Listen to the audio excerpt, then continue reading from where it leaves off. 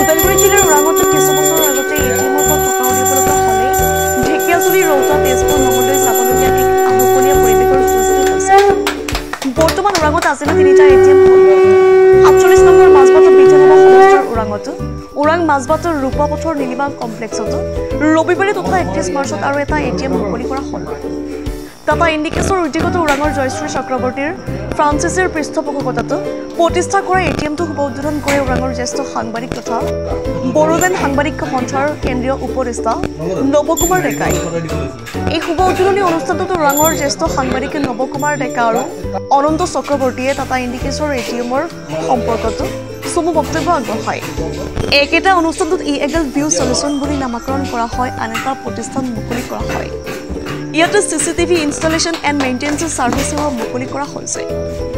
মাজবাটৰ পৰা যতীন নাথৰ ৰিপৰ্ট ইছা 24/7।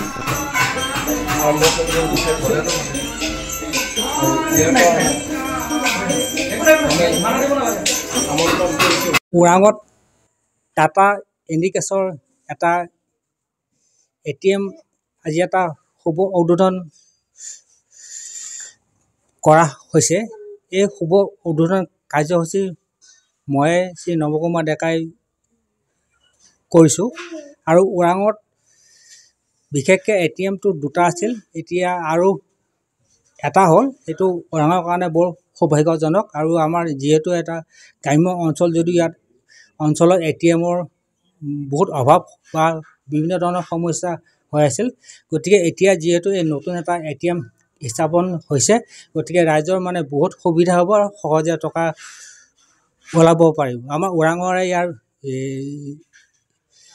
এগৰাকী মহিলা এই জয়শ্ৰী চক্ৰৱৰ্তীৰ ফ্ৰেঞ্চাইজিছৰ উদ্যোগত এই আজি এটিএমটো শুভ উদ্বোধন কৰা বুলি মই ঘোষণা কৰিলোঁ।